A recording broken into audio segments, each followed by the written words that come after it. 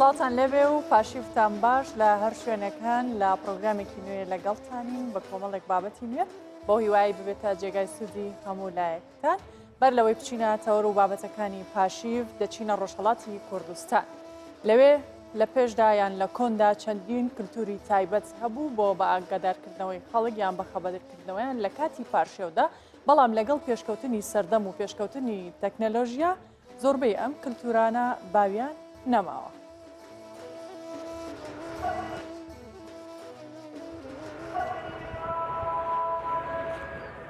بەر لەوەی ئامێرە تەکنۆلۆژیەکان ژیانی خەڵک ئاسامکەنەوە لە شار و ناوچە جیاوازەکانی کوردستان هەر لە کۆنەوە خەڵک بە شێوازی جۆراوجۆر لە شەوانی مانگی ڕەمەزاندا بۆ پارشێوە خەبەر هاتوون. لە هەندێک ناوچە دەهۆڵیان کوتاوە و لە هەندێک شوێن بەدەنگی کەرەنا خەڵکیان لە خەو هەڵستاندووە. لە هەندێک شوێنیش کەسانی دەنگ خۆش بە کۆڵانەکاندا گەڕاون و بە خوێندنەوەی دوعا و سڵاوات ماڵ بە ماڵ خەڵکیان ئاگادار کردوێتەوە. بیرم دی مەلای ئاوەدانی شەشحەوت جوانی لە مزگەوتە دەمانەوە وەختی پارشێوێش کە مامۆستا دەهات وەختی پارشێو دەهات جوانەکان ڕێگەڵیان دەکەوتنەوەوانێکی دەخوێنەوە کە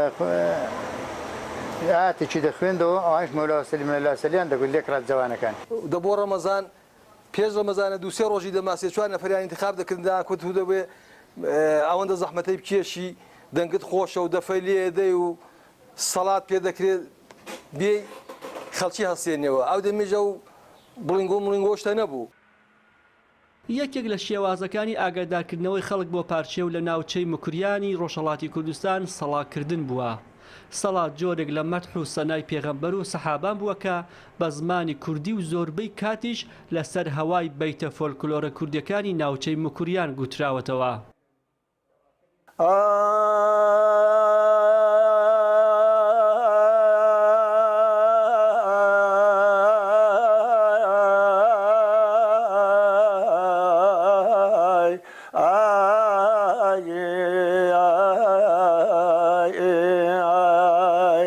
ئەوە ئاهەنگی سەڵایە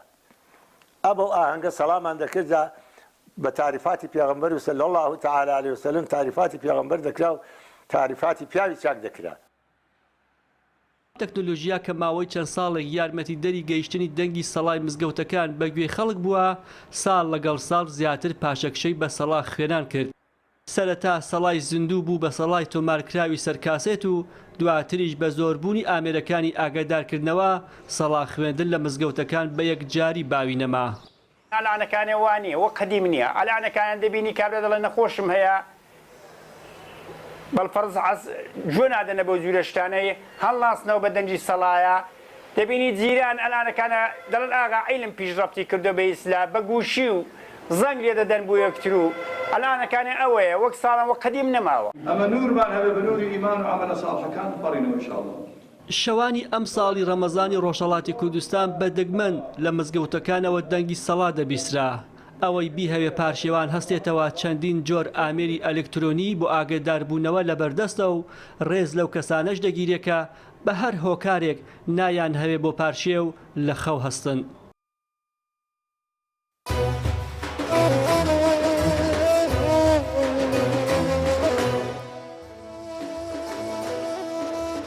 بەردەوامین لەگەڵتان و دەچینە تەوەریەکەمی پاشیف لە بابەتێکی ئاینی باس لە جەژن دەکەین ئادابەکانی جەژن چییە؟ موسڵمانان چیە لەسەریان پێویستە بۆ ئەوەی ڕۆژەکانی جەژن بەڕێ بکەن یان یەکەم ڕۆژی جەژن بە تایبەت کە خەڵک ئامادەکاری پێشوەختەی بۆ کردووە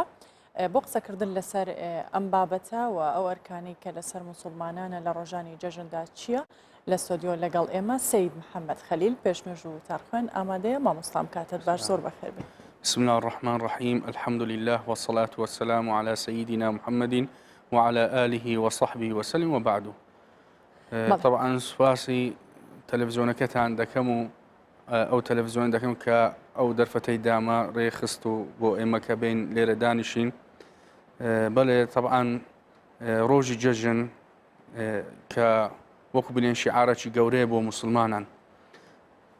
و ئیسلامش پێغەمبەرمان صلی الله عليه وسلم کە فەرموویتی لە فەرموودەدا هاتووە دوو جەژن هەیە جەژنی مسلمانانە جەژنی ڕەمەزان و جەژنی قوربان ئەوجا لە ڕۆژی جەژندا بەڕاستی بە تایبەتی مانجی ڕەمەزان کە ئەمە یەک مانگە بە ڕۆژی بووینە لە ڕۆژی جەژن خوای گەورە ئەز و پاداشمان دەداتەوە کە ئەز و پاداش لەو ڕۆژە کە ئەو مسلمانە دەستە وتاری جومعایی نوێژی جەژن دەکاتن ئەفۆن نوێژی دەستە وتاری جەژن نوێژی جەژن دەکا لە وتارەکەش دادەنیشی جۆ لە مامۆستایانی ئاینی ڕادەگری لێرەدا مەلائکەتەکان ئەز و پاداشتی مسلمانەکان دەدەن. مامۆستا قسەی زیاتر لەسەر ئەوەکەین چونکە تەوەری سەرەکی ئێمە ئەوەیە بەڵام پێم خۆشە باسێکی سبەینێ بکەین. ئەوترێت کە سبەینێ لیژنەی باڵای بینینی مانگ مامۆستایانی ئاینی سەیری بینینی مانگەکەن ئەگەر باسی ئەوە بکەین بینینی مانگ چۆنە چ کاتێک دیاری کراوە بۆی لەو کاتە مامۆستایان با بڵین دابنیشن و مانگ ببینن. طبعا ئەمە لە وزارەتی ئەوقافدا لزنەی ماگبینین هەیە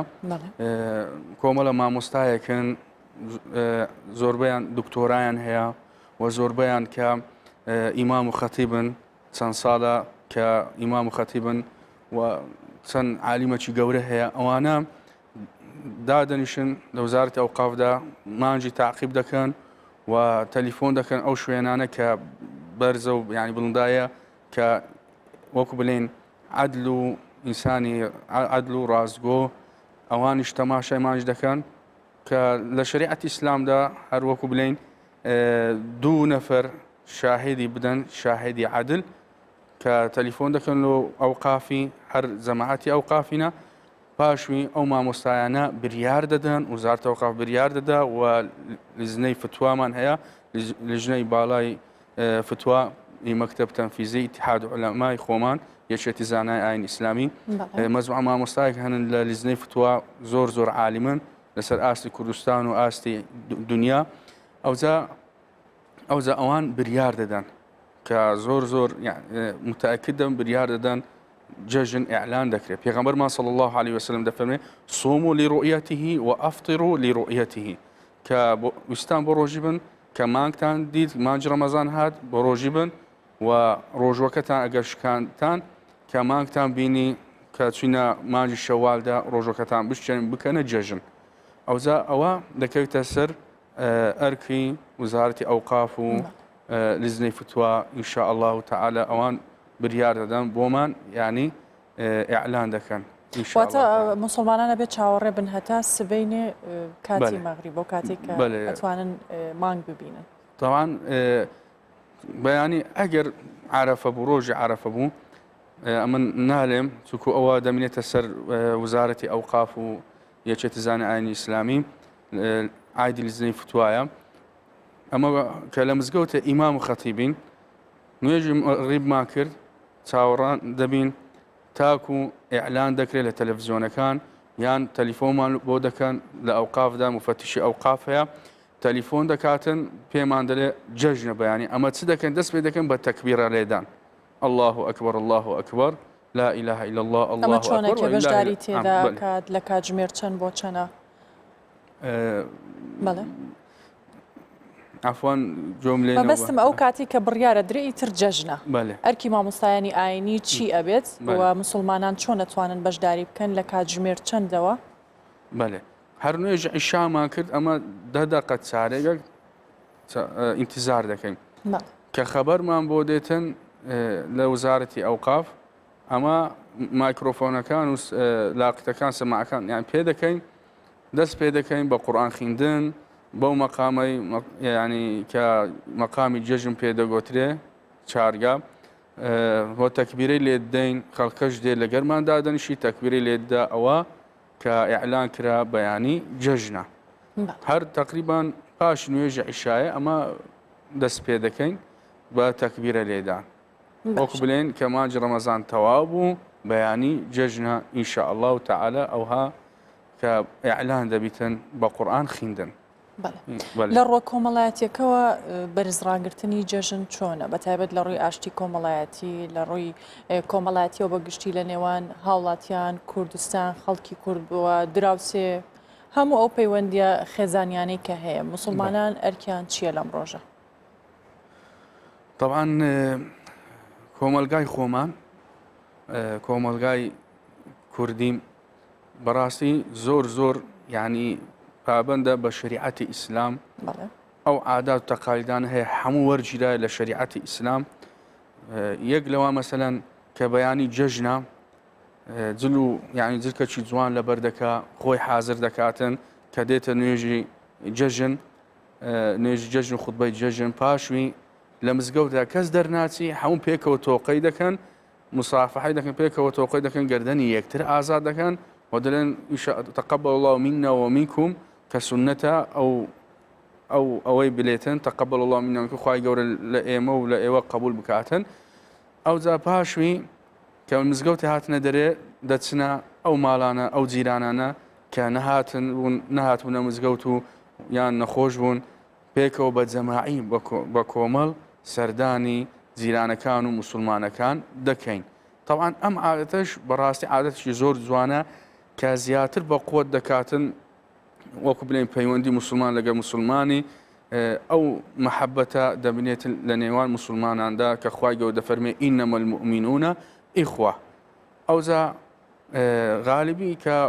وەکو بڵێن ئۆتڵەیە لە ماڵێنە دێنە مزگەوت کە دێنە مزگەوت نوێژی بە جەماعەت دەکەن پاشی هەر نوێژ تەکبیرەی لێ دەن زیاتر مەجالمە دەبی لەگەر یەکتر دادنشی موسڵمانەکان باسی دنیا و باسی ئەو وەزع و باسی چەند ئاەت و حەدیسە دەکەین ئەوها. ئەوجا پێویستە لە ڕۆژی جەژندا پێغەمبەر صلی الله علیه و سلم ئێمە نەسیحەت دەکا ئەو کەسە کە عاجزە لە داچی لە بابی دەبی لەگەریان سوڵح بکاتن یعنی پێک بێتەوە ئەگەر ناکردەوەکەی ئەو مانگەی لێ قبول نابیتن یان لەگە خوشی قسەی ناکە یان لەگە خزمەتی خۆی قسەی ناکە. پێغەمبەر صلی الله علیه و سلم دەفەرمێ هەر موسڵمانێک لەگە موسڵمانێکی سێ ڕۆژ قسەی نەکە ئەو کەسە وایە کە خینی موسڵمانێکی ڕێشتووە. ئەوە وەکو بڵێن لەگەر موسڵمانێکی غەریب کە قسەی نەکە ئەگەر هات و خزمی خۆی بوو دەبی بە زووترین کات پێک بێتەوە ئەگەر ناکردەوەی قبول نابی. پێغەمبەر صلی الله علیه و سلم دەفەرمێ هەموو دووشەمان پێنجشەمان دەرگای بەهەشت دەکرێتەوە خوای گەورە لە گوناحی بەندەکانی خۆی خۆش دەبیتن تەنها یعنی لە گوناحی بەندەکانی خۆش دەبیتن کە شەریکی بۆ خۆیان نەدۆزیتەوە و پاشوی کە ئەو دوو نەفەر مەثەن دوو موسڵمان لەگەر یەکتر قسەی ناکەن خوای گەورە بە مەلایکەتەکان دەفەرمێ ڕاوەستن عەجەلەی مەکەن ڕاوەستن بەڵکو ئەو دوو موسڵمانە پێک دێنەوە لەگەر یەکتر ئاش دەبنەوە إن شاء الله تعالى. باشە بۆچی جەژن دانراوە وەکو ئاشبوونەوە یان وەکو دەرفەتێکە بۆ ئاشبوونەوەی و کەسانەی کە قسەیان نییە بەیەکەوە؟ بەڵێ بەخۆی پێغەمبەرمان صلى الله عليه وسلم يعني یەکەم شت وەسعوا على عيالكم في العيد يعني ڕۆژ جەژن پێغەمبەر يعني وەسیەتی کردووە کە خواردنێک بکرێتن و پێغەمبەرمان صلى الله عليه وسلم لە ڕۆژی جەژندا يعني لیباسێکی جوانی لەبەر دەکرد کە جلکەشی جوانی لەبەر دەکرد جلکەشی گران ڕۆژی بەتابێت ڕۆژی جومعان و ڕۆژی جەژن دەچوە مزگەوت ئەوانە هەموو لە پێغەمبەری وەرگیرای لە ئیسلامەتیدا وەرگیرایە. ئەوجا لە ڕۆژی جەژندا ڕۆژی جەژن ڕۆژی مەحەبەتە ڕۆژی خۆشەویستیە ڕۆژی تەبابوونە ڕۆژی یەکبوونە پێویستە موسڵمان خاستن بە تایبەتی ئەمە لە کوردستان زۆر پێویستمان هەیە پێکەوە یعنی تەبابین زیاتر وەکو بڵێن لە یەکتر عاجز نەبین و ئاگامان لە یەکتر بیتن چونکو لەبەروەی دوژمنانی کوردستان زۆرە دوژمنەکانی خۆمان زۆرن پێویستە زیاتر پابەت بین بە ئیسلام یەکگر بین بەڵکو خوای گەورە بۆمان زیاتر ئاسان دەکاتن سەرکەوتوو دەبین إن شاء الله تعالى بە تایبەتیم لە یعنی لە جەژندا و لە ڕۆژەکانی تریشدا. بەڵێ مامۆستابینە سەر پەیوەندی خێزانیەکان ئایا لەسەر موسڵمانان ئەرکە بۆ نمونە کوڕ و کچەوانی لە دەرەوەی ماڵی باوکیانن یان گرنگە کە ئەوان لەسەر یەک سفرە کۆ ببنەوە پێکەوە بەشداری ئەو بۆنیە بکەن یان ئاسایی هەرکەس لە ماڵی خۆی بێت؟ هاتوچووکردن یەکتر سیلەت الڕەحم زۆر گرنگە لە ئیسلامەتیدا وەکو بڵێن پێشی هەموو شتێکی کە ئەمن یەک بۆ خۆم کە سەردانی خزمەکانی خۆم دەکەم چ غەم و خەفەتم هەبیتن یان چ بێزاریەک هەبیتن کە سەردانی مەسەڵەن مامی خۆم کرد یان ئامۆزای خۆم کرد ئەو شتە نامینێ بە ئیرادەی ئەو خودای گەورە ئینسان نەفسیان دەرونی دەرونی ئای مرتاح دەبیتن ئەوزا پێغەمبەرمان صلی الله علیه وسلم دەفەرمێ قاطع الرحم لا يدخل الجنة ئەگەر یەکێک هاچوو خزمەکانی خۆی نەکرد ناستە بەهشتێ ئەهلی بەهشت نابیتن بەڵام بەداخەوە پێشتر ئەو عیلاقە ئەو پەیوەندیە هەبوو لە نێوان خزمەکاندا هاتووکردن بەڵام ئێستا لەبەر ئەوەی تەکنۆلۆژیەکە تەتەووری کرد تەکنۆلۆژیا باشە لە زۆر شتان زۆر بە کەلکمان دێتن لە کتێب نووسین لە بحوث و ئەو شتانە بە تایبەتی ئەو یعنی گوگل بە کەلکمان دێ بەڵام ئەو تەکنۆلۆژیە وای کرد ئەمە تەمبەڵ بین سەردانی خزمەکانی خۆمان نەکەین سەردانی بۆ بە تەنیا سەردان هەندێک جار وەڵامی نامەیەکیش نادرێتەوە یان سوور ئەزانێ و کەسە تەلەفۆنی بۆ کابەوەی پیرۆزبایی جەژنی لێ بکە وەڵام ناداتەوە لەوانێ دڵگرانی و کەسەی لێ بکەوێتەوە ئایا ئەمە ئاساییە؟ بەخۆی لە شەریعەتدا ئینسان کە سەلامی کرد یعنی بەسە ترشی سەلام کە سەلامی لە نەفەرێکت کرد کە وەڵامی نەداوە خوای گەورە مەلایکەتە تەرخان دەکا کە یعنی بە زووتری کات وەڵامی ئەو نەفەری بداتەوە سەلامەکەی نەوستێ ئەگەر هاتوو مەسەڵەن نامەی نارد بە وەڵام بداتەوە الکەلیمەت الطەیبە سەدەقە یعنی ئەگەر هیچی پێ نەکرا لۆی بکە دوو قسەی خۆش وەڵامی بداتەوە کە وەکو بنێ ئەو خزمەی دڵی عاجز نەبیتن لە خزمەکەی خۆی ئەوجا سەردانی خزمان زۆر گرنگە پێغەمبەرمان صلی الله علیه وسلم دەفەرمێ هەر یەکێک ئەگەویستی تەمەنی درێژ بیتن و تەندروستیەکەی چاک بیتن با سەردانی خزمەکانی خۆی بکاتن کە تەماشا دەکەین ئەوانە کە لە تەمەن لەمە گەورەترن تەمەنیان زۆر درێژە ئێستاش ئەگەر سەردانش دەکەن تەلیفۆن دەکەن یان سەردانی خزمەکانی خۆیان دەکەن ئەگەر خێزانەکەش لەگەرنێتن بە تەنیایی دێ سەردانی خزمەکانی خۆی دەکاتن ئەوەش وەکو بڵێن سفەتە چی مسلمانانە و ئەم شتە الحەمدلله لە کوردستاندا هەیە و ئینشاءڵڵا ناپچڕێتن هەر بەردەوام دەبیتن بەڵام پێویستە کە ئەو جیلە دێتن یعنی جیلی نوێ دەبی پێویستە فێریان بکەین و زیاتر تەبابن سەردانی خزمەکانی خۆیان بکەن ئامۆزای خۆیان یان سەردانی داک و بابی خۆی بکاتن زۆر پێویستە بە تایبەتی ئەوانەی کە داک و بابی خۆیان فڕیاندایە دارولعەجەزا کە پەککەوتووەکان لێندەر یعنی پێویستە بچن سەردانیان بکەن لەگەریان دانشن ئەگەر مساعدەی مالیشیان نەکەم پارە بۆچی لە جەژن ئایا لە جەژندا هەستی ئەوان جیاوازە؟ بەڵێ ئەو کەسانی کە لە خانەی بە ساڵات چوانن ئەوان بۆچی لە جەژندا زیاتر پێویستیان بە گرنگی پێدانە؟ ئینسان کە لە تەمەندا گەورە دەبیتن یعنی مەراحلە لە تەمەندا گەورە دەبیتن ئەو قۆناغانکە بڕی لە تەمەندا گەورە بوو زۆر پێویستی بە منداڵەکانی خۆی دەبیتن یان بەنەوەی خۆی دەبیتن ئەگەر هاتوو لەو جێە کەوت و لە دارولعەجەزا بلین جەژنە و کە ڕۆژەکە ڕۆژی مسلمانە جەژنە چاوەڕوانی کوڕەکەیتی کچەکەیتی بەڵام نەچووە سەردانی بکاتن بستەکنی سەردانی بکاتن کە ئەو داکە بابە لە عەزابدا دەژیتن لە عەزابدا دەژیتن غەمی دەخوا یعنی هەر یعنی ڕۆژ جەژن دەبیتە وەکو مردنێک بۆی کە کوڕەکەی سەردانی ناکە کچەکەی سەردانی ناکاتن یان خزم و کەسی سەردانی ناکە بەس ئەوە نییە هەیە لەبەرەوەی ئێستا بەداخەوە کە تەماشا دەکەن کە نەفەرێک فەقیرە هەژارە یعنی وەزعەکەی ئەوها نییە نەگەشتە ئاستەچی کە دەوڵەمەند بیتن خزمەکەی خۆی کە دەوڵەمەندا کە تووشی غوڕور و تۆغیان بووە ئاینی ئەویش سەردانی ئەو خزمەی ناکە کە لە خۆی گەورەترە و ئامۆزای خۆیتی یا مامی خۆیتی کە پێویستە سەردانی کە سەردانی ناکاتن و بە چاوش سووک و کەم تەماشای دەکاتن بەڵام ئیسلام ئەو شتەی قبول ناکە ئیسلام یعنی وەکو بڵێن قانونێکی دانایە کە بە یەک چاو تەماشای یعنی فەقیر و دەوڵەمەند و ئەوانە دەبی بکرێتن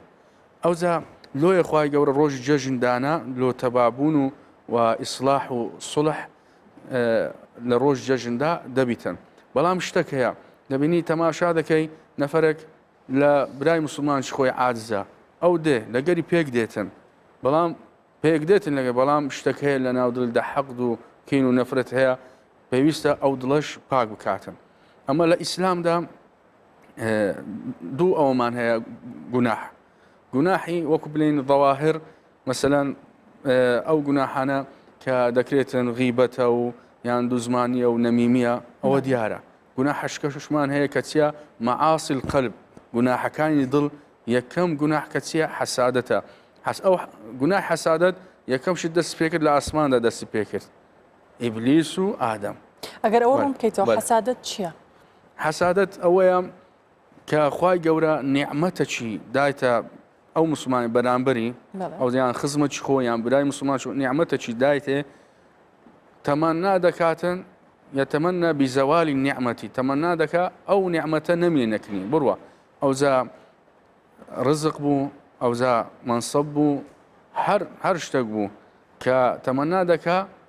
وەکو ئەستەغفیرڵڵاه ئیعتیرازەکە لەسەر خوای پەروەردگار یعنی خوایە لۆ ئەو شتە دایتە ئەو مسلمانێک نەدایتە من ئیعتیراز دەکاتن ئەوزە ئەو گوناحە کە پێدەوە حەسادەت و ئەو حەسادەتانە هەیە یعنی هەتا ڕۆژی قیامەت چۆن ئەوە پاک دەبی دڵی خۆت پاک بکەی پێغەمبەر صلی الله علیه و سلم دەفەرمێ دەبی دڵی خۆت پاک بکەیەوە لێک باسی سەحابەتی دەکاتن کە ئەم سەحابەیە ئەو عیبادەتەی نەبوو وەکو بڵێن عیبادەتێکی زۆر بکە نوێژێکی زۆر بکە قورئانێکی زۆر بخوێنی زیکرێکی زۆر بکە خێر و سەدەقەی خێر و خێراتی زۆر بکە نەخێر بەسیطترین عیبادەتە بوو چ بوو شەوان پێشەوەی بنویتن چی دەگوت خوایە ئەوی باسی منی کرد ئەزیەتی منی دا و یان خراپەی لۆ منی هەبوو خوایە گەردەنی هەمویان ئازاد دەکەم و لە هەمویان خۆش دەبم ئەوزە پێغەمبەر صلی الله علیه و سلم فەرمووی دانیشتو لەگەڵ سەحابەکان الآن يدخل عليكم رجل من أهل الجنة ئێستا سەحابەیەک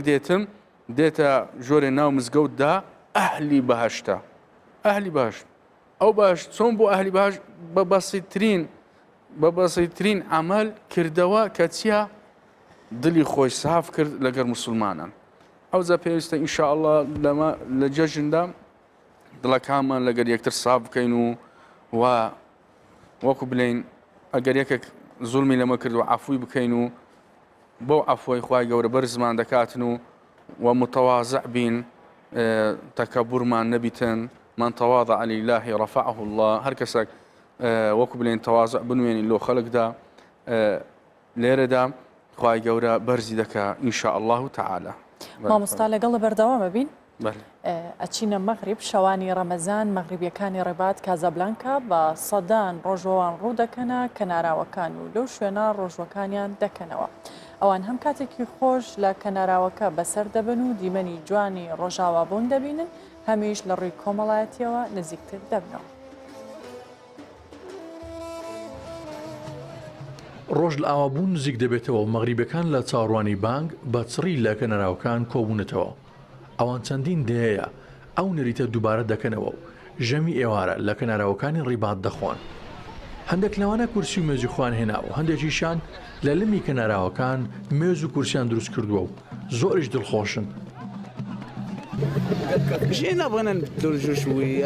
هاتوونێتە ئێرە بۆ ئەوەی کەشێک بگۆڕین لێرە خۆشترە بە تایبەت لەگەڵ هاوڕێ و ئەندامانی خێزانەکەمان دەمانەوێت لێرە دڵخۆش بین و چاومان بە هاوڕەکانمان بکەوێت وەک دەیبینین هەر ئەوەش خۆشیەک هەیە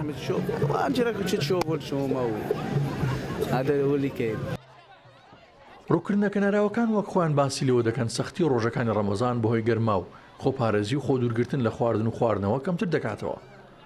هاوکات گۆڕینی کەشێکی کۆمەڵایەتی گرنگیشە گرنگە بتوانین ڕۆژێک بۆ خێزانەکەت و بۆ هاوسەر و هاوڕەکانە دەستنیشان بکەیت و بیتە ئێرە گرنگە ژیانی دووبارە بگۆڕین و دوای ماندوو بوون بەحەسەینەوە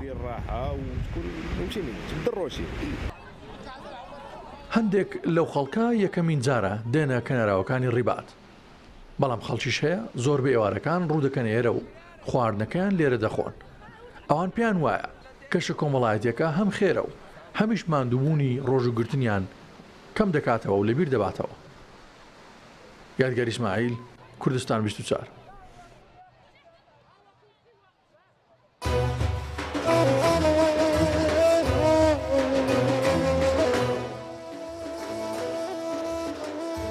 بەردەوامی لەگەڵتان و جارێکی ترە گەڕینەوە لای سید محەممەد خەلیل پێشنەژ و تارخەن مامۆستاگەر پرسیاری ئەوە بکەم لە ڕووی هاوکاریکردن لە جەژندا بۆ نموناگەر کەسێک بزانێت کەسێک هەیە نەبووە یان ناتوانێت جلوبەرگی جەژن بۆ مناڵەکەی بکڕێ خواردی جەژن ئامادە بکە وەک پێویست لەوانەیە هەندێک لە دایک و باوک ئێستا خەمی ئەوەیان بێت چۆن بتوانن خواردنێک بۆ جەژن ئامادە بکەن یان جلێک بکەنە بەری مناڵەکەیان چەند گرنگە لەم کاتەیە بەدەمیەکەوە بن هاوکاری یەکتر بن یان ئەگەر چاوپۆشی لەوە کرد سزای و کەسانە چییە؟ ئەمە لە مانجی ڕەمەزاندا زەکاتی سەرچاکردنەوەمان هەیە زەکاتی فتر لێرەدا پێغەمبەر صلی الله علیه و سلم دەفەرمێ مطهرة للصائم کە ئەو کەسە ڕۆژوەوان بە ڕۆژی بووە دنیای غیبەتە چی کردبی یان قسەچی کردبی کە گوناحبار دەبی ئەم زەکات دانەوە زەکاتی فتر ڕۆژوەکەی پاک دەکاتەوە يعني پاک دەکاتەوە ئینشاءڵڵا قبول دەبی و پێغەمبەر صلی الله علیه و سلم وطعمة للمساکین ئەوە مساعدەکردنە یارمەتیدانی فەقیرانە بە تایبەتی لێرەدا شتێکەیە کە مەسەلەکەیە ئیمامی شافعی دەڵێ باقود بیتن مەسەن ئەگەر هاتو یەکە خواردنی شەو ڕۆژەکی هەبوو خواردنی خۆی و خێزانکە و منداڵەکانی هەبوو بە وەکو بڵێن مستەک گەنم بیتن یان زۆ بیتن بداتە یعنی زەکات هەر نەفرەچی بداتە فەقیرەچی بەڵام ئیمامی ئەبی حەنیفە ئیجتیهادی کردووە 32 مەسەلەی هەیە کە زەکاتدان سەرچاکردنەوە پارەبی باشترە چونکو بۆ پارەیە دەتوانانی ئەو فەقیرە جلچی لۆ جەژنی بکریتن یانش چلۆیە گۆشتی پێ بکریتن بۆ جەژن کە بکاتە خواردن بۆ منداڵەکانی خۆی ئەوجا لێرەدا ئیمامی حەنیفە وەکو بڵێن ئیجتیهادەکەی زۆر جوانە زۆر بەقوەتە کە ئەو ئیجتیهادەی کردیا حتا حەسەنی بەسری دەڵێ لە زمانی من پێشان وەکو بڵێن نیو مست گەنم بوو زەکاتدان بەڵام نیو درهەمیان دەدا لە جیهاتی گەنمی بدەن دەرهەمیان دەدا ئەوجا لێرەدا ئیمامی حەنیفە خوا موفق کە فکری هەژاری زۆر کردیە فەقیر کە پێویستی بە هەندێک شتی هەیە ئەگەر خواردنی بدرێتن بەڕاستی خواردن یعنی دەتوانانی ئەو لە خۆی زەخیرە بکڕی ماگانە بەڵام ئەگە پارە بدرێ دەتوانانی مەبەستەکانی خۆی چی پێویستە جێبەجێ بکاتن ئینشاء الله تعالى ئەوجا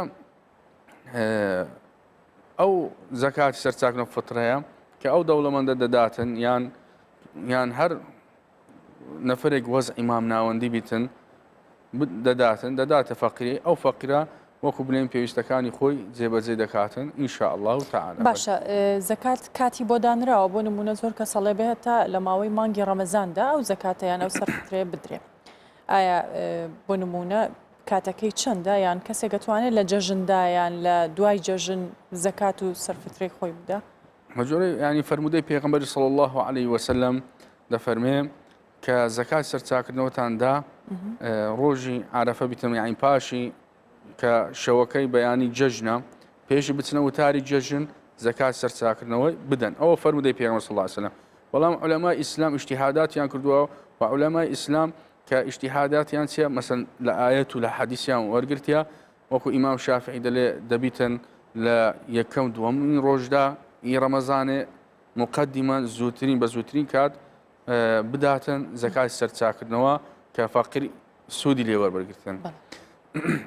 و علەما ئیمام ئەبی حەنیفە ئەوانە و ئەحمەدی کوڕی حەنبەل باز دەکاتن 3 ڕۆژ ما بۆ جەژن زەکاتی سەرچاکردنەوە سەرفتر بە دەربکاتن بداتە فەقیرەکی کە مستحقە ئینشاء الله تعالى هەردووچی دەبیتن وەکو بڵێن ئیجتیهاداتی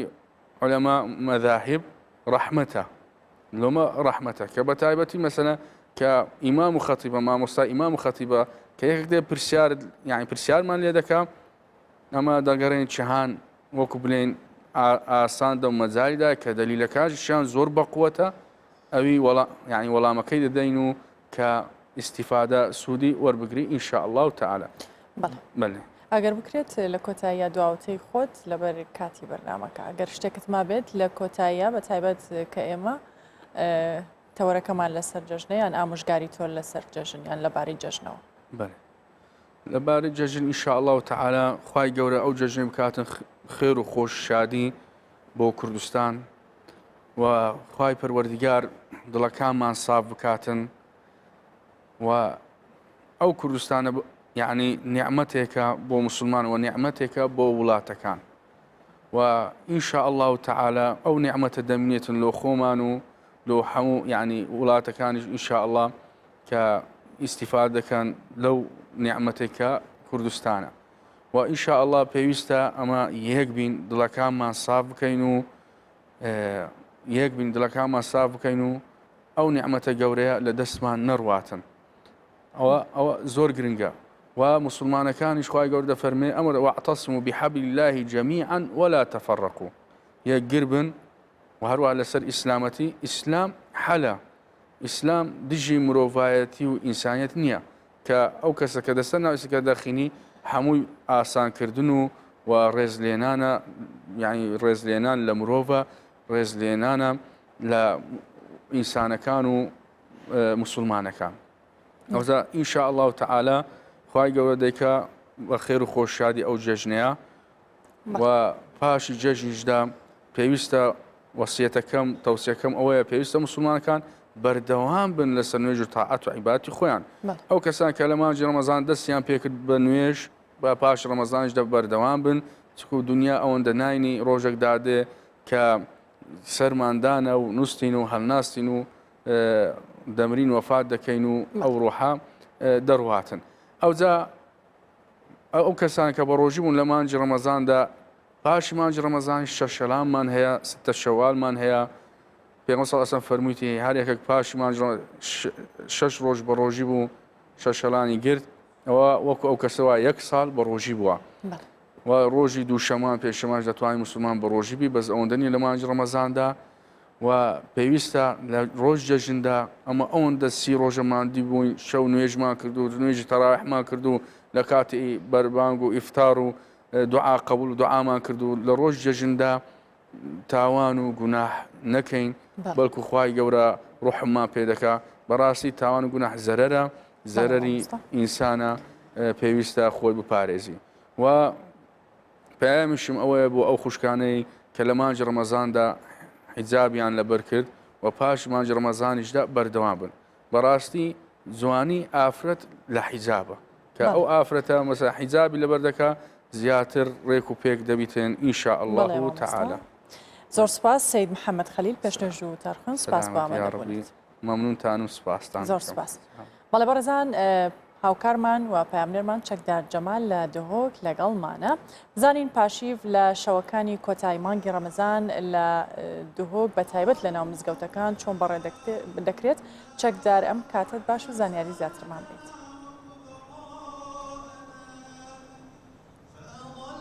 سارا دەمێنگۆ باش بوو دیارە کوتاوماژە پێگیری ئەمنو کە ناوە مزگەفتا مختارینە و دیارە سرمان هاتینە شەوێندی ماهیکێن ڕەمەزانێنە سرمان هاتینە بێرێش یعنی نوێژن شەوێ دکەن دعاژ خودت کەن کو وان عفو بکات یان بە هەیبێدا و تاعەتێ وان کری بخۆ حساب بکات زێدەتر سارا ئەم دێ بەحسی بابەتی لێبۆرینێکین کا چەند گرنگە یعنی چەند گرنگە بژن پشتی دومای هاتنا بژن هەیوە ڕەمەزانێ بسرمانێک و عفوکەن برایێک و عفوکەن یانژی زێدەتر ئەم بەحسی بابەتە ئێک دو قبولکردنە بکەین دەبی بابەتی لەگەڵ بە ڕێسمانە سەرمەت عالی خان کەن شێخی عەزیز بەحث بکەین خودت بێژیت یعنی إن الله كريم يحب العفو ئەم وەکو یعنی بژین ئەوە خودەیە مەزەناتیا خود بیش ئەز دێنگۆ عەفیکەم چەند گرنگە مثلا پشتیە هەیڤە خلاص بی چەند ڕۆژێکتمان بوو جەژنێ چەند گرنگە مثلا دوو کەسێک عاجز بن دلێت ماژێک وا بن سەرا تشتێکی دنیاوی چەند گرنگە پێک بێن. بسم الله الرحمن الرحیم دەست پێکی بخێرات ناوەتکەین وەکی دیار ئەبە شەوێت دمایکێنە و وێت وەداعینە دەهەی بە ڕەمەضان نەحمەدە بارکەت و ئینشاءالله نزیک دێ پەکوت بێژن هەی جەژن سەرمەدا هێت جەژنە ڕەمەضانێ طبعا بنەماکی گەلەگەلێکی پیرۆز وان مناسبات عيدة مدى يعني بيت برشوف الجتن أوجي بنما ليبورينه ليبورين يعني أجر بيجين قرآن كان بحث كده وبيغمبر عليه الصلاة والسلام شواد جانا خدا بكارنا شيء جل كي يعني يمزنا وكي خدا تعالى بيشتن فمن عفا وأصلح فأجره على الله يعني هر تشتكي خد تعالى خيرك مروف كل بيت طبعا الا مقابل وي خير جزاي داناي بس بو عفوي وقت تو عفوت كي ايكي خير هم يول السر خد يعني فاجره على الله ما بس يعني هكم بيجين خدت زين دي چند اجر دي مزمن چند خيرك مزن دستك بيت الرجا قيامتي مجرد تو ايكي عفو كي الظلم قلت هات يكرن حقيقتي هات يخارن خلتي قلت حقيقتي هات يكرن تو بتشي روجا ايكي يا عيدا يا جاجندا بتشي درجه مالاي بقتي براي من جيران من ان حواله من السلام عليكم وعيدا بيروزتم عفو ازا كري تراك خد دا خدت على شي من عفو كت افا يعني يا مهم يا دي اجي تحكي اخلاق پیغمبر عليه الصلاه والسلام اللي بورين دفون بو چند ظلم و چند تعدا وان ديتي بس المهم كي پیغمبر عليه الصلاه والسلام فتح مكه كت بشتن اذهبوا فانتم الطلقاء وين خوشيوان تعبوا اذا وظلموا وتهموا ببختي وقطان وتعذيبوا بشتى طرق قال پیغمبر عليه الصلاه والسلام قريش مكه وصناديد قريش مكه بس پیغمبر عليه الصلاه والسلام وقت نصرات كتي وعزت بصمانه وفتح مكه كريو دصرات كده دسدا پیغمبر عليه الصلاه والسلام شو قلت هم يعفو اسا يحرس يوسف عليه السلام وقت بتشيك بريد بيراد بن حسيدي بيت بنوت كانت بيرد وظلم اللي كان حتى وكي عبده تذكرنه في بيت تذكرنه وشتا مصري بس وقت تشيتا سر دس حالاتي وكليت خزينه مصري كم دست يوسف عليه السلام ده شت بيجيت بيشتا بريد خو قال لا تثريب عليكم اليوم يغفر الله لكم ساكي يعني مروفة مازن أخلاقهم اللي بورينا مروفة إيمان دار أخلاقهم اللي بورينا فيت أم تهيفا رمضان دا وفان هكذا بيجن روجانة عيدا أفي أخلاقي الدفخو تجديد بكنفا نيكنفا وبيراخو اللي بينفا ويا ديجي اعتذار يعني اخلاق اعتذار يجي لك جوانا من خلت يقدر حقيقي داكري من ظلم لك كري اصلي رابن بيش ابراهيم عزيز تو قردنا دا ازا واس بيش ببوره ودخوز اعتذارك يعني بتشكي لك جوانا يعني تبع صفات حومك هيك رودي يعني وقت دا جي هبون ابي تخني خلكنا بصرمان هبو ابروكات كردستان باجر ما يدهو كي جيدا مثلا بيجيانا هي مسيحي مات هي جي مات يعني قالك بيجين اديان دیتریتن چند گرینگه و کو بسرمان چند گرینگه رزه لی برانبر بگیرید رزه روزانه عیده جد بخوجی دا گلک جرات تدیتن مثلا مسیحی سردانا بجین مالت بسرمانات کمی چند گرینگه هم رزه لی کدو تشتی جوانت نف کردستان ما دولت ما دا الحمدلله تسامح و بیگ وجیانه که قوت هایت نف ادیان دا و همی بکاتت کردستان دا بعد شی گلک جوان جی کیف خوشا ما و کو مستعد آینی يعني دا نبيج المستعد أين ضدنا نخير أمد قلبك فيجاني شكي أم سر نهج پیغمبرنا عليه الصلاة والسلام پیغمبرنا محمد عليه الصلاة والسلام جيرانه يخو جيبوا هذه جيبوا وقالك جرى تعدج پیغمبر عليه الصلاه والسلام بس پیغمبر عليه الصلاه هر گیان اللي برني بفيجان ابو يعني پیغمبر عليه الصلاه والسلام همي حقوقتوان مافتوان يداينه و اكد بجن ادبن چادر اسلامتيفا حقوقتوان هميات بخراستي بون اوجي يعني جي كيف خوشا ما كوافر كردستان ببيني جيران مسيحيه ان مسلمان برخي و چه مشكله گريدان بالعكس سري بچن سردانا بخوشي و نخوشي اكدو سري بدو بچن اوجي اخلاق دين ما اسلامتي مجتمع في التسامح دف هواهبيت بك فيجان دف هواهبيت وتسيجي لك بيروز أجي راستي وإن شاء الله أما كم مستعد أيني دي بياما ما بياما بك فيجان بيتو بياما إكرازي وبرايني بيت إن شاء الله يعني كردية كسيدة رمضان دا جامعتنا ديتن آوانا قالك خلق تيتي حتى برس بيدي يعني خلق تجيا وغولت مزقفة تجينا بشتي رمضان تبيني الإيتي من اف هولا تجيب بيامك يعني خلقك هر او خديه هر او قرآن هر او پیغمبرك و مثلا او بيامه هي تبو خلقك راستي ما حس كده همتون في النقطة إشارة بدي يعني أفاد مهيكا هيفا رمضان وكان بيني هيفا رمضان جامع روشكا خوشا وجاشا وشوقك وخلق قصة مزقفتك كده ودي بيني وقتي عيطات وفي جويرفا خلقي ما صصبو يعني أنا ظن بوتشي أس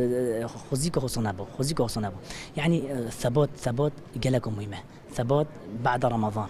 يعني تكاتشوا هكذا بيجن يعني خدي يهيف رمضان خدي هر يوزده هي فيدياش وانا يعني حتى اكو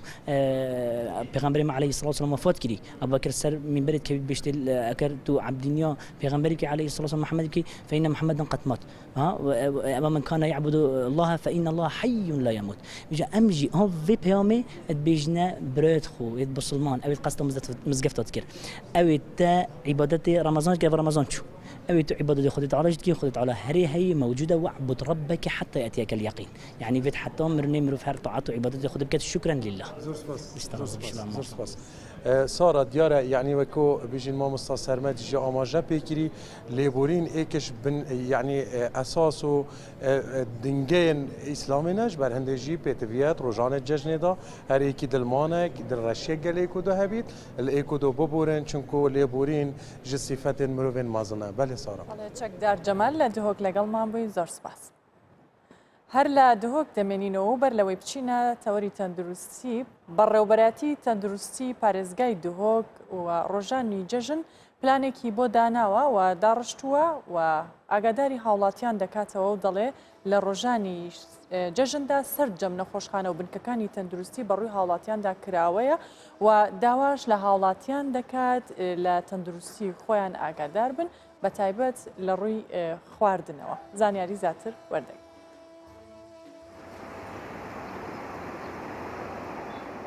لە ڕۆژانên cejna Remezanê hemû nexweşxaneyên Sinûrê Parêzgeha Duhokê dê xizmeta hawlatiya ken. û serokatiya sexlemiya Duhokê jî ji hemû rojîgiran dixwazît li rojanên cejnê xwarinên pirîçewrî û xwê nexwin bo hindê saxlemiya wan pitiriya parastî bît. پلانا ڕێبەریا گشتیا ساقلەمی پارێزگاها دووکێ وەکی هەرجار هەممی جهێن و بەدار و هەوار هاتنێ دێت کاری دابن سنتەرێ یەکدو ئەمبولانس هەمی دێت کاری دابن و جهێت پێویست حاضر بن و دەخوازە مەژیش خەلکی هەوە و هێدی دیفرین ماین هات و کوێ تایبەتی داڕیدان کێم بن سارا لێ بخورن.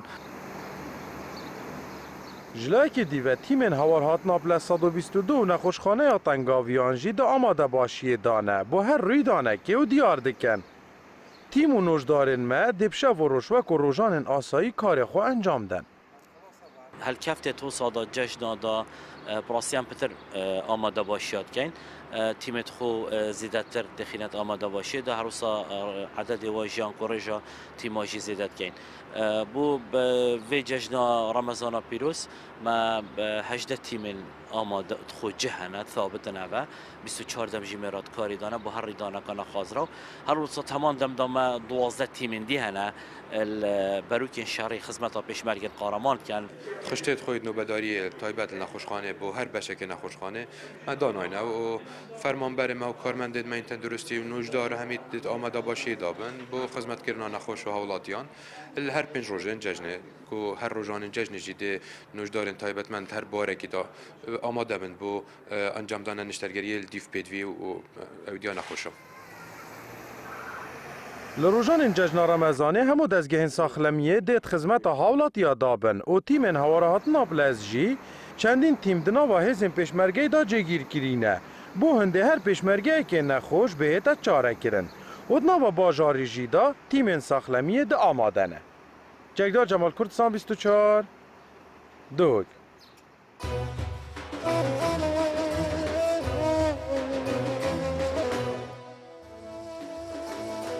هەر لە تەوەری تەندروستیدا دەمێنینەوە و باس لە بابەتێک دەکەین کە ئەویش چۆنێتی ڕێخستنەوەی ژەمەکانی خواردنە لە ڕۆژانی جەژندا بۆ قسەکردن لەسەر ئەم بابەتە و هەروەها لایەنە تەندروستیەکە و ئەو گۆڕانکاریانی کە ڕوودەدات لە ستۆدیۆ لەگەڵ ئێمە دکتۆر ئەحمەد عومەر لەک پزیشکی پسپۆڕی هەنا و ئامادەیە دکتۆر ئەم کاتت باش زۆر بەخێر بێ.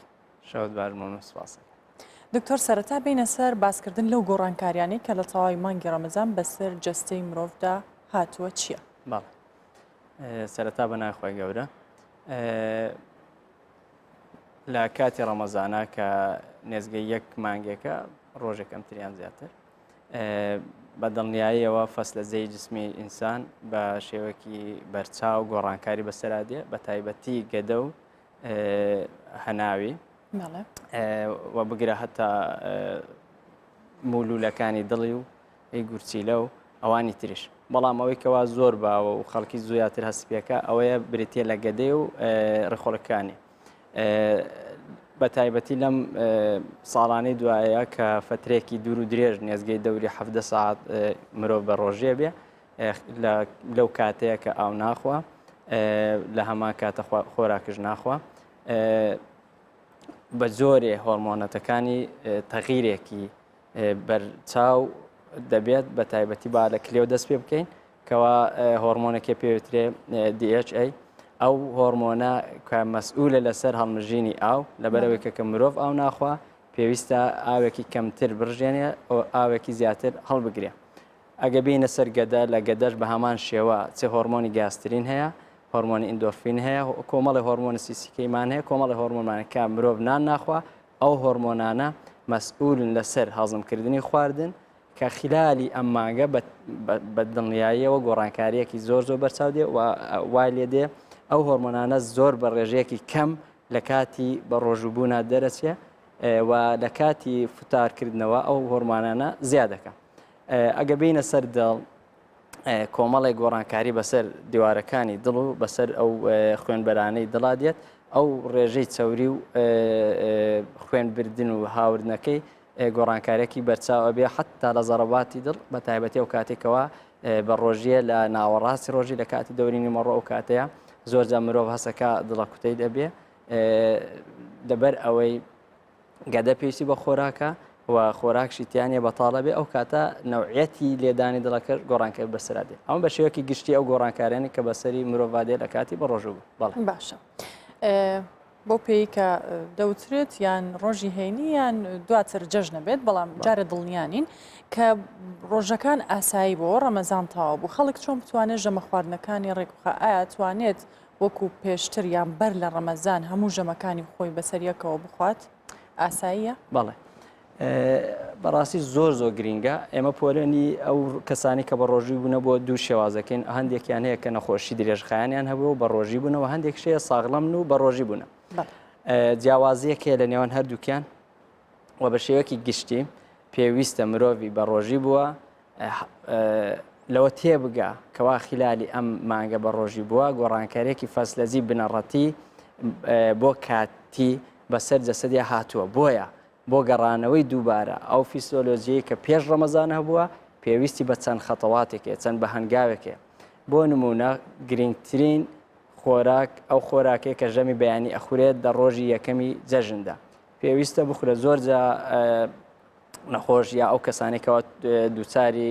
بەدخۆراکی ئەبن لە ڕۆژی یەکەم و دووەمی ڕەمەزانە تەمەشاکی کاری کردو یا بە هەر یعنی هۆکارێ بێ سیرێکی تا ساعت دەوری دا یانزە لە خەوهڵ نەساو ئەنجا چووە نانی سبێنی خواردو ئەمە زۆر هەڵەیە بۆ لەبەرەوەی کەربەیانی زوو هەڵاستی نان ئەخۆی بەغێر مباشە بە جەسەدی خۆت ئەڵێ ڕەمەزان تەواو بوو پێویستە گۆڕانکاریەکانی پێش ڕەمەزان دووبارە بێتەوە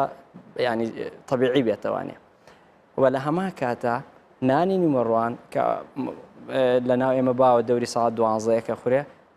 ئێمە کە لە کاتی ڕەمەزانەوە ماگەنەما خواردو و چۆتە لای مەغریب پێویستە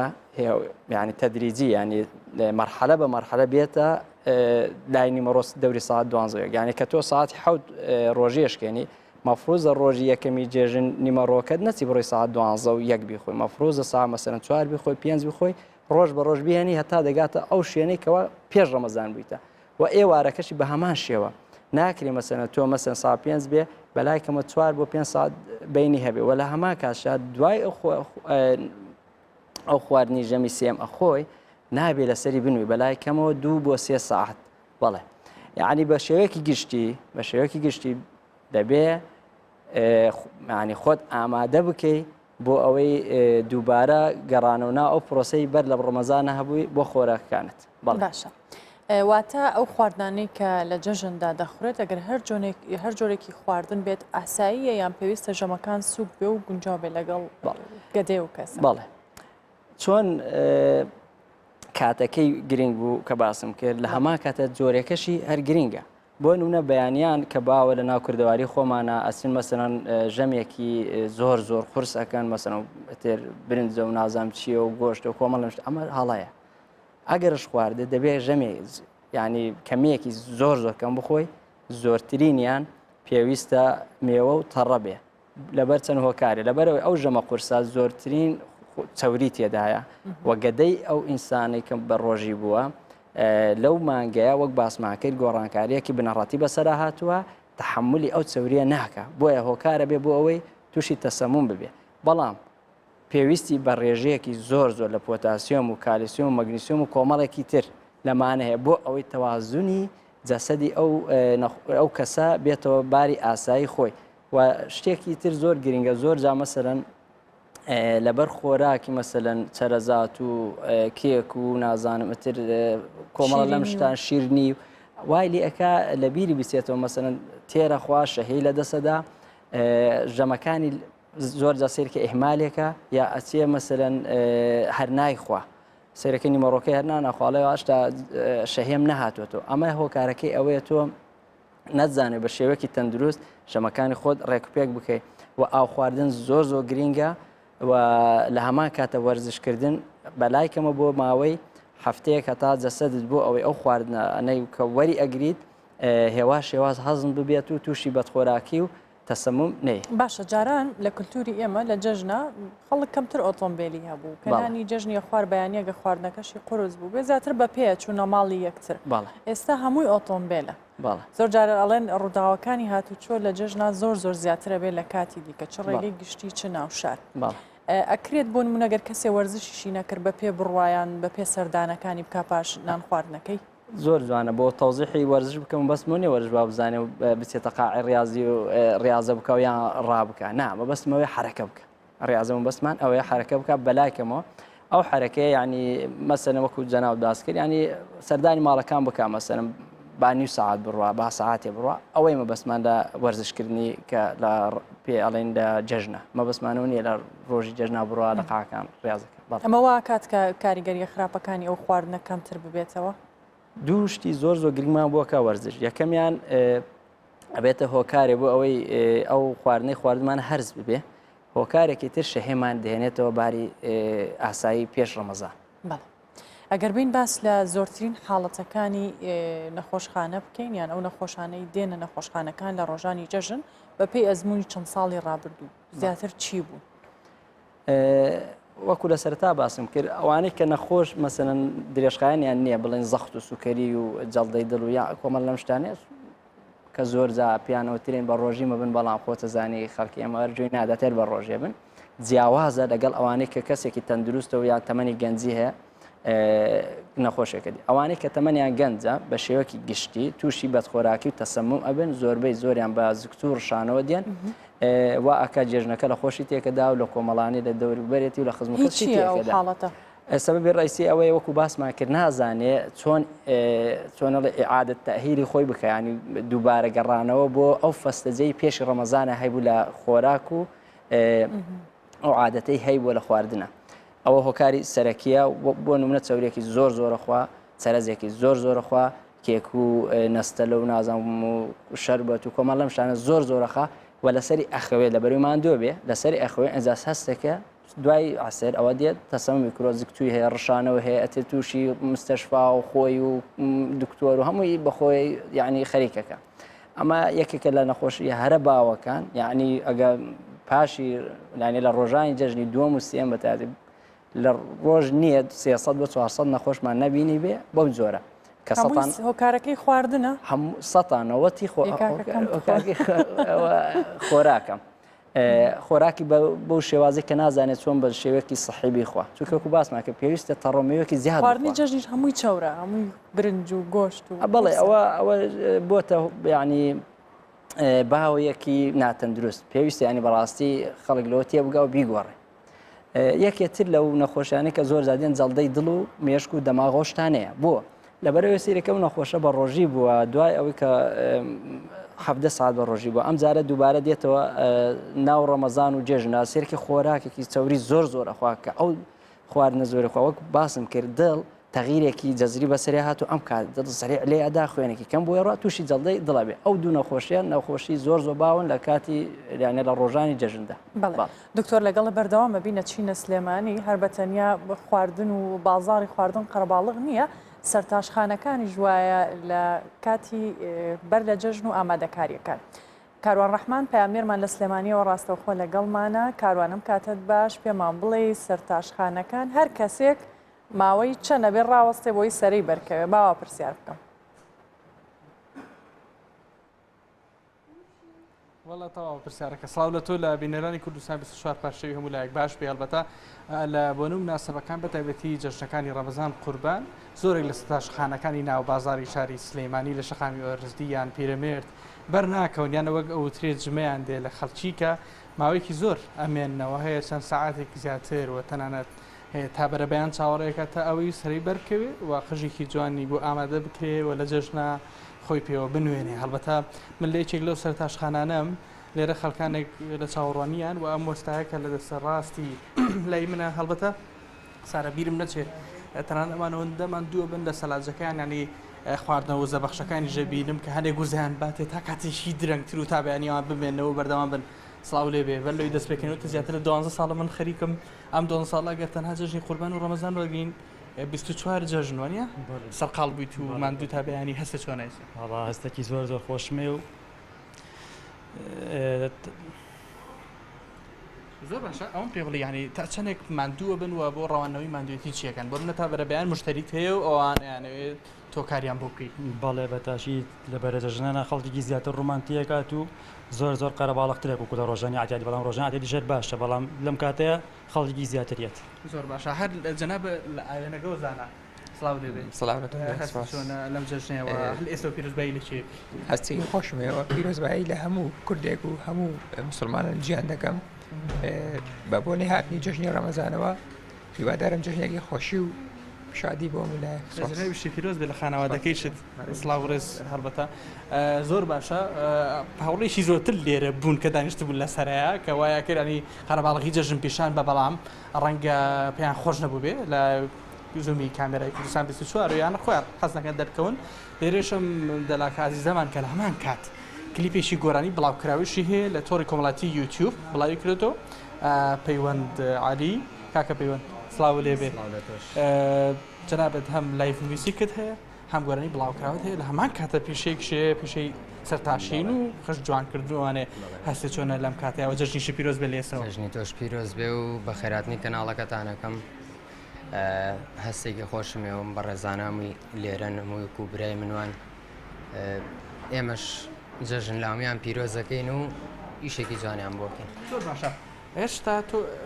گەنجێکی وانێ لە بواری هونەریش کە کارەکەی هێشتا پێ دوای چەند ساڵی دیکە هونەر ناتوانێت هونەرمەندان بژێنێ یانەوەنی کە خولێ هونەریان هەیە بەڵکۆ بە ئیشێکی لەگەڵ بکەن چەندین کەسی دیکەشمان هەیە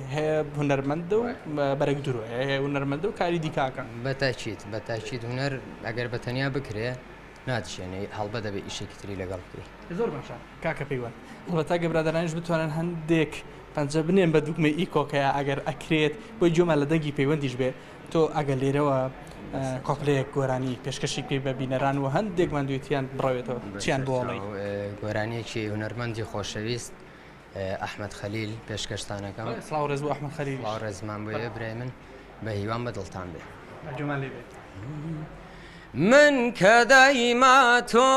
لە خەیاڵما بی بۆرکێ بڕۆم هەر لەگەڵ مابی ئاخۆ تۆ ژوابی یاخود گۆڕابی ئاخۆ شاوێک بۆ من گریابی مەحاڵەوابی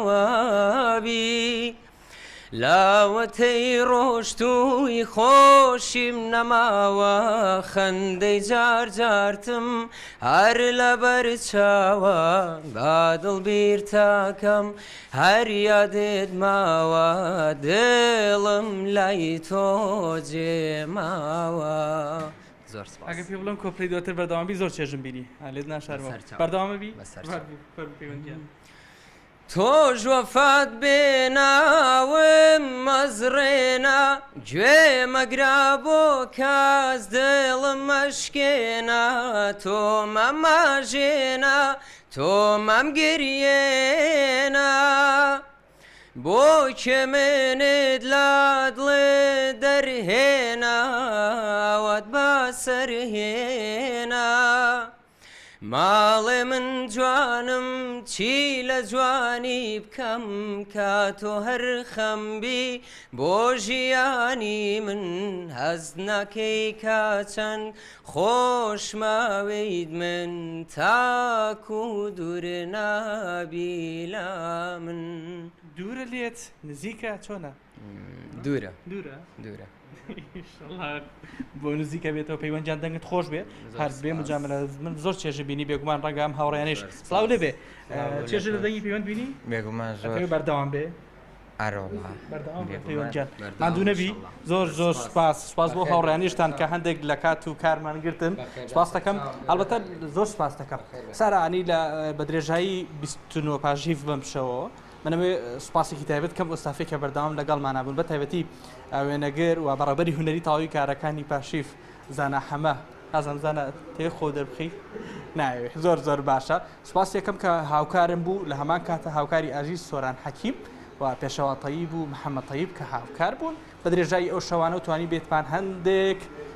بەرهەمی جیاواز بۆ ئێوە پێشکەش بکەین لە ئێستەوە جەژنتان پیرۆز بێ هەر لە خێر و خۆشییا بن. ئەگەڕێمە بەلای کاروان ڕەحمان ئێمەش لێرەوە سپاسی تۆ و تەواوی ئۆستافاکەین کە لەگەڵ تۆمان دوو بوون دەستان خۆش بێ و زۆر سپاس بۆ تۆ لە سلێمانیەوە لەگەڵمان بێ.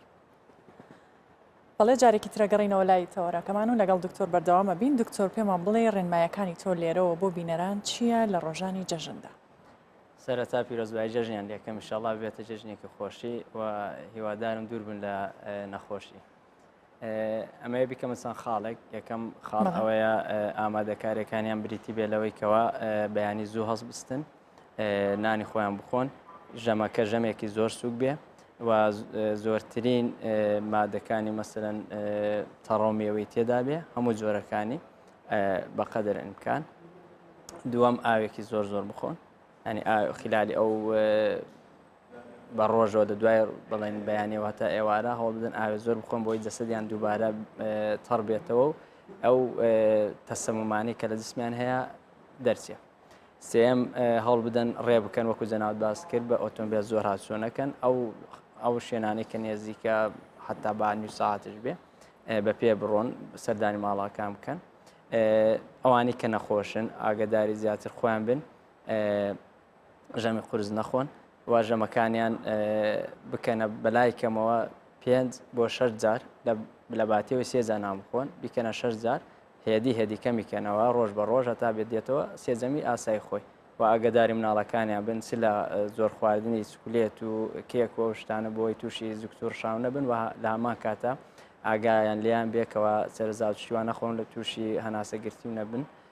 بۆ ئەوەی دووچاری نەخۆشخانە نەبن و ئیشەڵڵا لە ناخۆشی و نەخۆشی دوورە بن. بەڵێ دکتۆر ئەحمەد عومەر لەک پزیشکی پسپۆڕی هەنا و دڵ زۆر سپاس بۆ ئامادەبوونی. مسلمانان لە ئامادەکارین بۆ جەژنی ڕەمەزان و مسرەکان کە ژمارەیان زیاتر لە 90 میلیۆن کەس دەبێت بازاڕەکانیان داگیر کردووە ئێستا هەم بۆهۆی بەربانگ و هەمیش بەوەی ئامادەکاریەکانی جەژن بازاڕەکان زۆر قەرەباڵغن. مسرەکان بۆ ئێوارەی ڕەمەزانان ئارەزوی خواردنی شیرینیە خۆماڵیەکان دەکەن زیاتر و لە جەژنیشدا زیاتر ڕوو دەکەنە کڕینی کێکی جۆراوجۆر.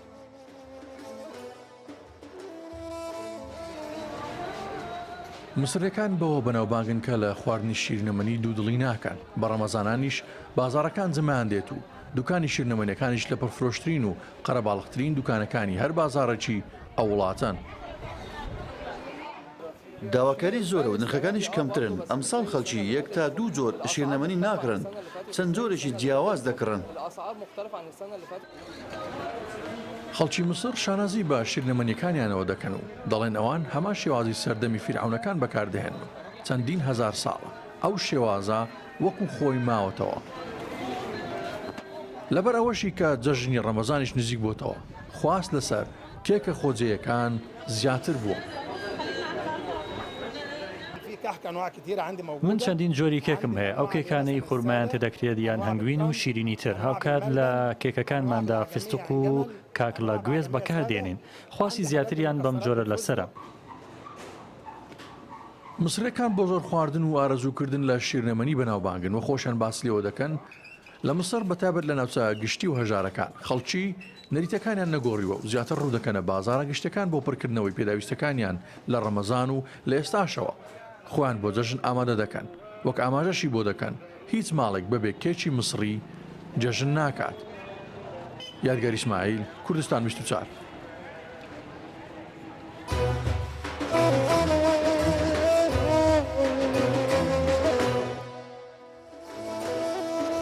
بەڵێ بەڕێزان بەردەوامی لەگەڵتان و چینە تەورێکی دیکەی پاشیف کاویش تەورێکی هونەریە و باس لە نوێترین کار و بەگشتی ئەو چالاکیانەی کە شێرزاد شێخانی مامۆستای کۆلێژی هونەرە جوانەکان بەشی موزیک و هونەرمەند لە ماوەی ڕابردوو کردوێتی و لە ستۆدیۆ لەگەڵ ئێمە ئامادەیە بۆ قسەکردن لەسەر ئەم کار و چالاکیانی بەتایبەت بەرهەمە نوێیەکەی مامۆستام کاتت باش زۆر بەخێر بینە سەر نوێترین کارت ئەگەر ئاماژەیەکی پێ بکەیت. بەڵێ سەرەتا سپاسان دەکەم لە بۆ داوەتکردن لە بۆ بەرنامە خەنجیلانەیە لە کاتی ڕەمەزان. ڕاستی من ئەو مادەی کە کردیتم تایبەت بە ڕەمەزان بوو و بڵێن ڕەمەزانیات بوو کە لە شعری ڕەشاد موفتی کاری موزیکەکەشی مامۆستا ئەحمەد چاوشین بوو کە شێوەی مەقامە بە شێوەی مەقام گوتومە و مۆسیقایەکی زۆر ڕێک و پێچی یعنی ڕوحێتێکی خەڵوەت و سوفیانی پێوە دیارە هەرکە جێ لێ ڕابگری دەزانی ئەوە بابەتێکی ڕەمەزانی و ئارام بەخشێکی ئاینیە لەبەرەوە توانین ئێستا جێ لێ ڕابگرین وڵا ئەگەر ڕێگا هەبی بڵێ فەرموو.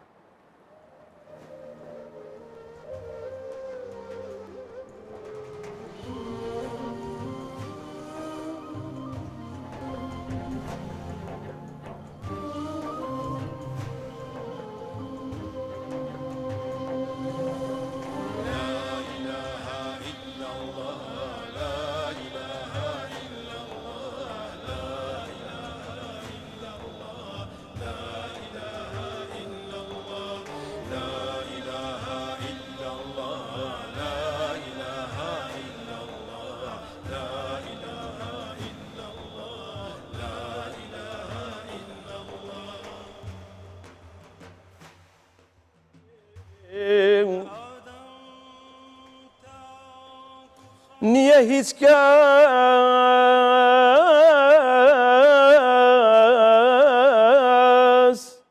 کە عوقبای وەکو عوقبای محەممەد بێ بە تەشریفی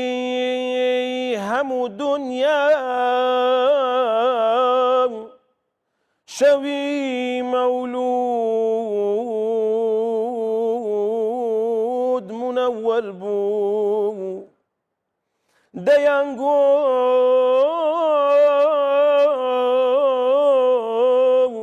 نوری وانە بێ مەگەر توغرای محەممەد بێ بەشارەت بێن کە پێغەمبەر تەبیبە بۆ نەساغی دڵ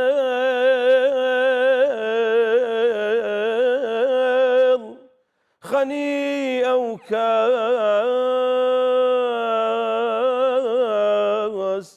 خەنی ئەو کەس لە مەحشەردا لە ژێر ئاڵای محەممەد بێ. دەست خۆش مامۆستا دەنگت هەر خۆش بێت. ئەم بەرهەمە تۆمار کراوە؟ بڵێ لەکوێ تۆمار کراوە؟ هەر لە هەولێر لە ستۆدیۆی مامۆستا ئەحمەد چاوشین مامۆستا ئەحمەد کە دەستێکی باڵای هەیە لە ڕووی موزیک و دانانی پێشەکی لە بۆ ئەو بەرهەمەم کە بەرهەمەکەم شێوەی مەقامیە لەسەر زیکری لا ئیلاهە ئیلا الله ئەگەر لە ستۆدیۆ ئامادەبی لە کنەخۆتان پارچەک پێشکەش بکرێ ئەو کاتە زیاتر ڕۆن دەبتەوە لەسەر زیکری لا ئیلاهە ئیلا الله بەو شێوەی کە موسیقاهاتی زۆر ڕێک و پێچ لە بۆ کردیە لا ئیلاهە ئیلا الله لا ئیلاهە ئیلا الله لا ئیلاهە ئیلا الله لا ئیلاهە ئیلا الله موسیقای لەگەڵدایە دەفی لەگەڵدایە کەمێکی تر ئامادە بێت و ئەڕوا موسیقایەکی عاریفانەی لەگەڵدایە و مەقامەکەش دوا بە دوای ئەوەی کە لە دوو پارچە مەقام پێک دێت. هۆکاری تۆمارکردنی ئەم بەرهەمە بۆچی ئەگەڕێتەوە؟ بەڕاستی هۆکارەکەی ئەوەیە ینی خۆشەویستیم لە بۆ مەقام خۆشەویستیم لە بۆ ئەو شعرانەی کە ڕوحی عارفانە و ڕوحی سوفی گەریانی پێوە دیارە ئەگەر تەمەشا بکەین لە شعر و شاعرانی میلەتی کووردا ببینین دەبینین شعرەکانی صافی شعرەکانی مەحوی واتە زۆر لەو شاعرانێکە لە هەولێر وەکو ڕەشاد موفتی کە تا ئێستا شعرەکانی لەسەر زار و لێوانی ئەو دەنگخۆشانە ئەو دەنگبێژانە دەلێرێتەوە کە بە تایبەتی لە کاتی مەولود خوێندنەوە یان لە کاتی ساڵانەی یادی ڕۆژی لەدایکبوونی پێغەمبەرمان صلی الله تعالی علیه وسلم ئەو شعرانەی ڕەشاد موفتی بە شێوەیەکی دەقاودەق دەگوترێتەوە هەموو ساڵیش بە دەنگێکی خۆش دووبارە دەکرێتەوە. ئەمە یەکەم بەرهەمی ئاینیتە یان پێشتریش بەرهەمت هەبوو؟ وەڵا پێشتریش لەگەڵ گروپی ڕەسەن بە ناوی هاواری دەروون ئیلاهی مات و غەمگینم تەمەنی گەنجیم بەسەر چوو ئەویش وەکو ڤیدیۆکلیپ لە بەیروت لە ساڵانی پێشتر 2012 بوو وابزانم سەفەرێکمان لە بۆ لبنان کرد بەیروت لەگە گروپی ڕەسەن و مامۆستا شێزار سەسپی و ئەو مۆزیکارانەی کە لەگەڵماندا بوو لەوێدا ڤیدیۆکلیپمان کرد لە بۆ ئەو بەرهەمە. بەڵێ ئەگەر باسی ساڵانی ڕابردوو یەکەم کار کە دەستت پێکرد کاری هونەری چی بوو؟ یەکەم کارم بەڕاستی دەگەڕێتەوە لە بۆ هونەرمەندی گەورە مامۆستا وریە ئەحمەد. یەکەم بەرهەمم کە لە شعری شاعیر دکتۆر مستەفا زەنگەنە کە ئەویش مامۆستای جامیعیە دکتۆری جامیعیە شاعیرێکی زۆر هەزناسکە بە ناوی لەو ڕۆژەوە بەجێهێشتن هەر بە ناوی بەجێهێشتن بوو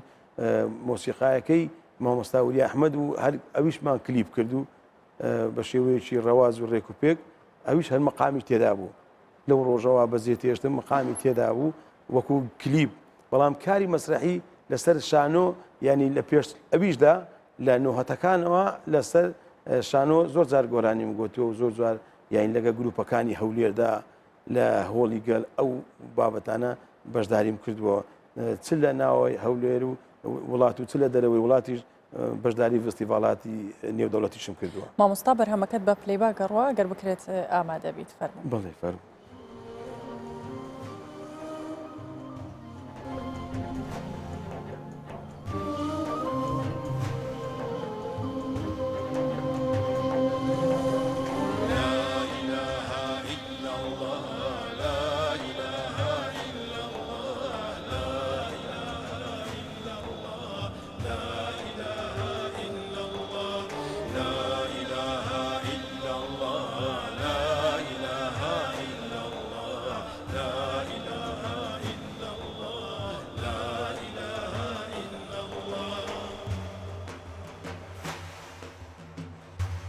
لآدم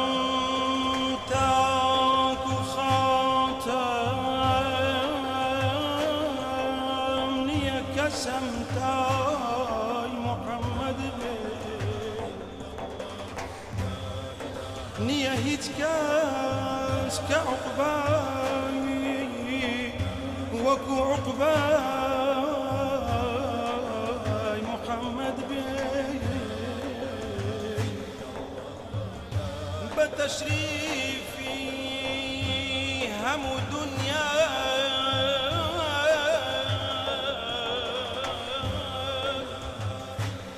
شوي مولود منور ديانغو نوري وانا بي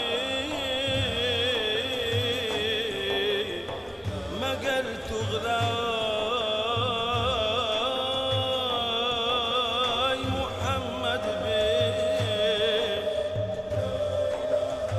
بشارت بك پیغمبر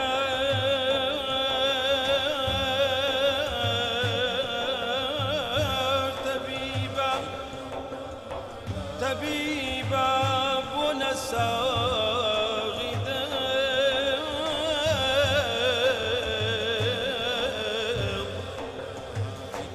خني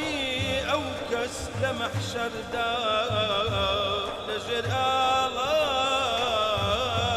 محەممەد بێ چ محتاجی سەنای من بێ کەسێ مەدحی لە قورئان بێ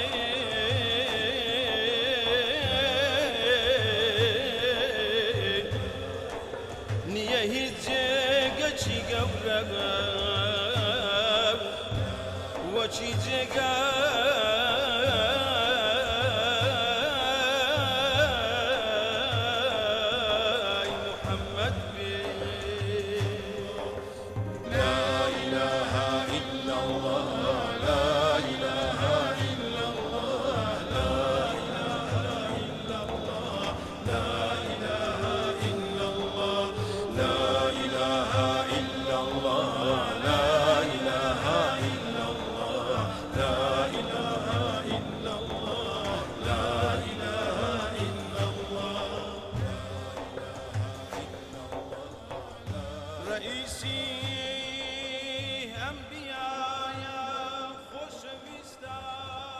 دەستخۆش مامۆستا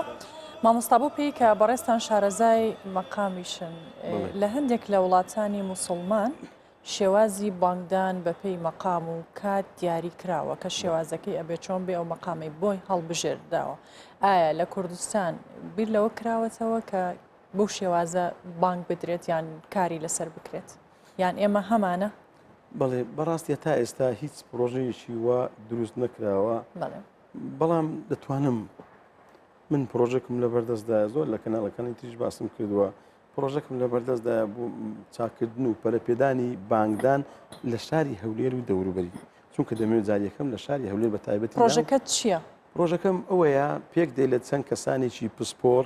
کە لە ڕووی دەنگ خۆشیەوە لە ڕووی شارەزاییەوە شێوەی دەربرینی وشەکان شێوەی تەجویدی وشەکان لەگەر قاعەتی هۆڵک هەبی کە بتواندرێ بە شێوەیەکی زانستیانە لە ڕووی مەقامەوە تێبگەندرێ بە تایبەت بۆ ئەو کەسانی کە معنینە لە بۆ بانگدان واتە ئەو کەسانی کە تعینن لە مزگەوتەکان لە سەر ئەوقاف وەزارەتی ئەوقافدا من ئەو پرۆژێ دەتوانم بڕێ بکەم بەڵام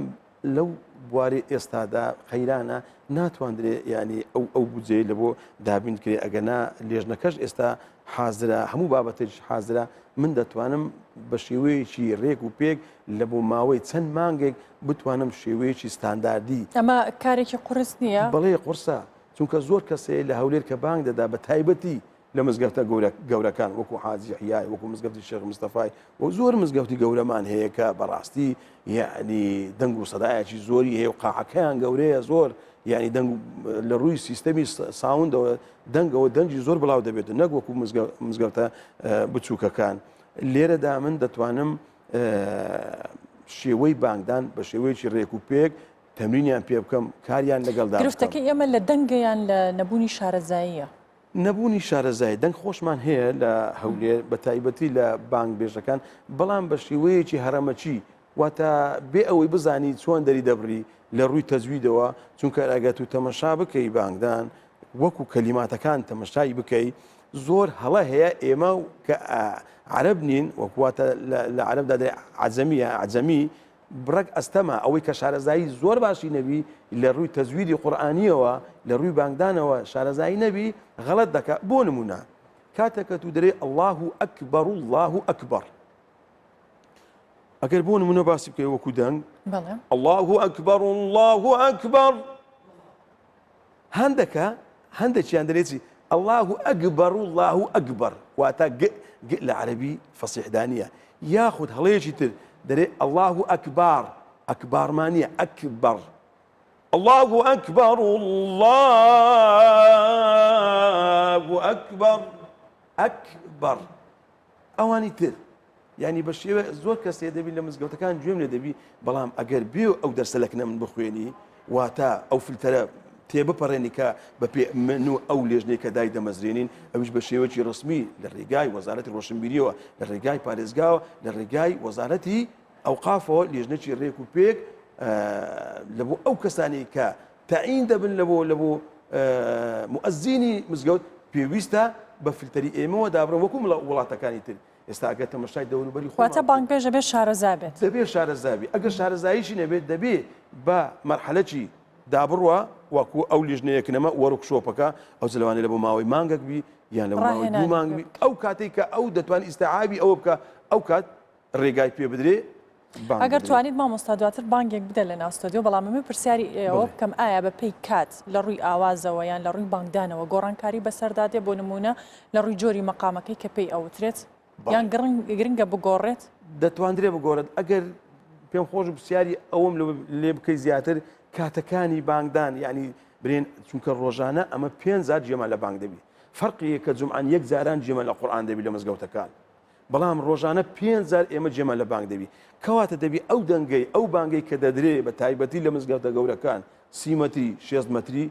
زۆر کاریگەری هەیە دەبێت شارەزایەکە تەبێ بۆ نمونە ئەگەر بەیانیانمان هەیە چکە بەیانیان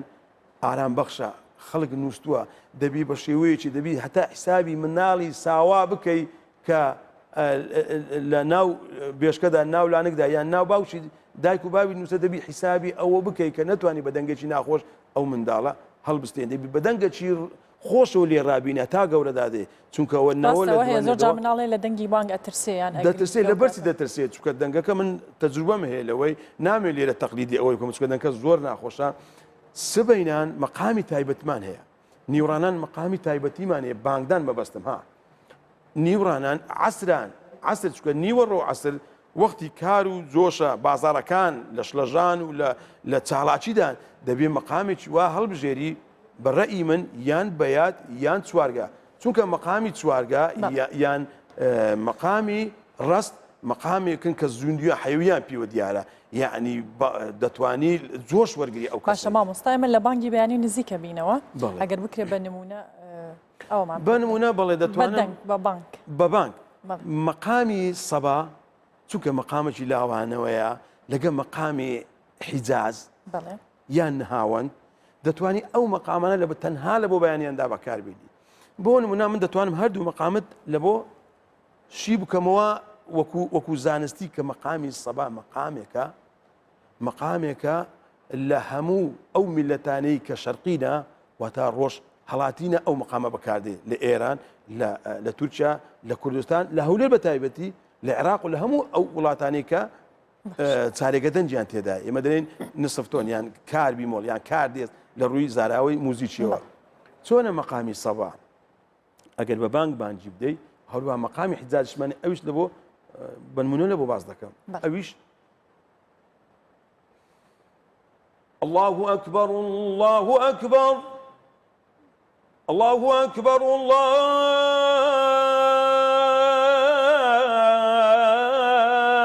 الله أكبر أشهد أن لا إله إلا الله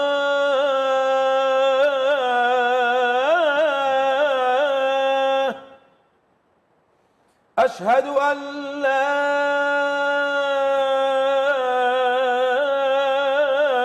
إله إلا الله حسب ئەو کەسەی کە دەنجی چۆنە دەنجی ئارامبی دەتوانی ئەو کاتی تۆزێک لەو دەنگەوە زیاتر نزمتر بی ئەوی تر کە دەڵێن مەقامی حیجاز زۆر ئارام بەخشە یعنی هەر کەسە کە شارەزایی هەبی ئەگە بانگدا باوەڕتەبی کەسی ئیماندار یان ئەو کەسێک کە نوێژ دەکات یەکسەر جۆشی لێدا و هەڵستێتەوە خۆی ئامادە بکەن لە بۆ نوێژ ئەویش چۆنە الله أكبر الله أكبر الله أكبر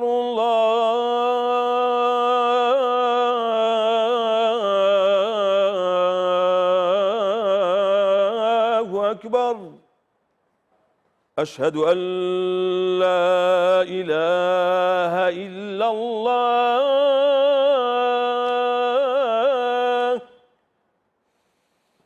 أشهد أن لا إله إلا الله هەتا دوایی بەڵام ئەو مەقامە دەبی وها بگۆترێ کە لە مۆرک و ڕەسەنایەتی میلەتەکەی خۆتۆ زیاتر تێنەپەڕی کەواتە مامۆستایانی ئاینی بۆچی جێبەجێ ناکەن ئەوەی کە شارەزاییان نییە ئەوان شارەزای لەسەر تەشریع ئیسلام و لەسەر کەم کەسێ ینی خەتیبی یان مەلابی یان مامۆستای زانکۆبی لە شەریعەت ئیسلامی شارەزایی تەواوی لە تەجویددا هەبی یعنی بە نمونە یعنی ئێستا لە زروفی ئێستا زیاتر شارەزانە بەڵام لە ساڵانی 90 و هەشتایەکان کەم کەسە بوو زیاتر شارەزایی لە تەجویدەبی دەبی ئەو کەسەی کە لە شەریعەت دەخوێنی چ ئوستازە چ مەلایە چ عالمە چ موفتیە دەبی شارەزایی لە تەجوید دەبی وەکو جامعەی ئەزهەر یعنی جێ ئیعجابە کە هەر کەسێک لەوێت تەجوید تەواو دەکەیان شەهادەی دکتۆرا و ماستێرەوە دەگری تەجوید و دەنگ نەغەماتی سەوتی مەفروزە لە وەزارەتی ئەوقاف نەغەماتی سەوتی وەکو پێوەرەك وەکو نیشانەك دا بدرێن کە پەیڕەوی پێبگرێت بە تایبەتی لە کۆلیژی شەریعە کە تەجوید دەخوێنن زانستە ئیسلامیەکان دەخوێن یان مەحەدی ئیسلامی دەبی تەجوید و دەرسی تەجوید و دەرسی نەغەماتی سەوتی کە تایبەت بە قورئان خوێن و بانگدانی دابی دەبی دەرەجە لەسەر ئەوەی ئێستا هەیە هیچ مۆرکێکی کوردی پێوە دیارە کامەی ئەو بانگدانی ئێستا ئەو ئاوازەی ئێستا بە ئەو بەدەست خۆمە من دەتوانم بە فارسی ئێرانی بانگدەم بە تورکی بانگدەم بە مصری بانگدەم بە ئەو ئێستا هەیە کوردیە ئەوەی ئێستا تابعی خۆمە بەڵام دەتوانم کوردی لەوە بانگدەم کوردی تایبەت بە هەولێرە چونکە کوردی هەولێر زیاتر بە بەیاد بانگ دەدا واتە لە شارێک بۆ شارێکی لە شارێک بۆ شارێک دەگۆڕێ لە دهۆک لە بۆ سلێمانی لە سلێمانی لە بۆ هەولێر چونکە شاری هەولێر بە مەقامی بەیاتەوە زیاتر بەناوبانگە بەڵام کە من بانگدەم بە شێوازی خۆم بانگ دەدەم ئەو مەقامێک کە جێت لێبوو ئێستا مەقامی بەیاتە مشکۆ گۆتیتی حیدەر گۆتیتی فلانە کەس هونەرمەندتای تۆفیق گۆتیتی فلان گۆتی بەڵام ئەو مەقامێکم گوتم شێوازی خۆم کاریگەری بەردەوامبوونی ئەم شێوازی کە ئێستا هەیە چی دەبێت کاریگەری ئێستا تاوەکو مەقام زیاتر بگۆترێ زیاتر کاریگەری دەبێ لەسەر مەقام لەسەر حەیران لەسەر لاوک لەسەر مەقام گوتن لەسەر بانگدان لەسەر قورئان خوێندن ئێستاگە پرسیارم لێ بکەی هەمان مەقام دەتوانم قورئانی پێ بخوێنم هەمان مەقام دەتوانم بانگی پێ بدەم هەمان مەقامی دەتوانم وەکو ئەو مەداحە دینیەی کە لەسەر پێغەمبەر صلی الله تعالی علیه وسلم کە ستایشی پێغەمبەرە بە شێوەیەکی بەیاد بتوانم بیخوێنم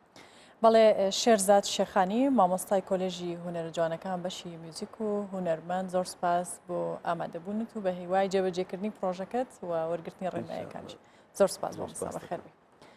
گەمار و ئابوووریەکانی ئێران کاریگەری لەسەر بازاڕی ڕۆژهەڵاتی کوردستان داناوە و هاوڵاتیان ئەڵێن بۆ خەڵک و بۆ ئامادەکاریەکانی پێش جەژنیش توانای کڕینی جارانی نەماوە هەر بۆیە هەژاری و بێکاری کاریگەری لەسەر جەژنی ڕەمەزانی ئەمساڵ بۆ ئەوان دروست کردو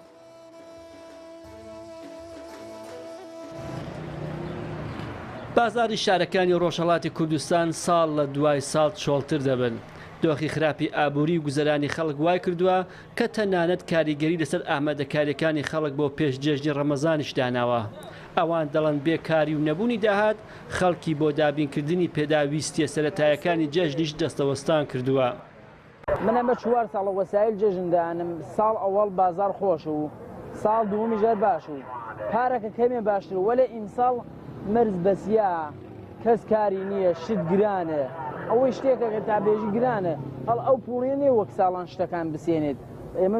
مردمەکە ئیزە لە بێکاریە گشتی وەسایل جێژندانێ کارەکە دەی وەختارە کار تۆ پوڵ نەوێ ئەم شتە بسێنیت ئەم شتە بسێنی دێ ئێمە چی بکەین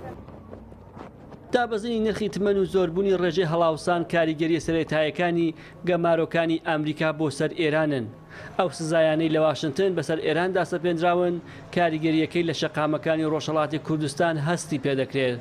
ئیتر لەگەڵ ئەوەش بێکاری وای کردووە کە ڕێژەی ئەو کەسانەی لە 3 ڕۆژ پێشجەژن دەستفرۆشی خواردەمەنی جەژن و بەتایبەت چکولیات بکەن زیاد بکات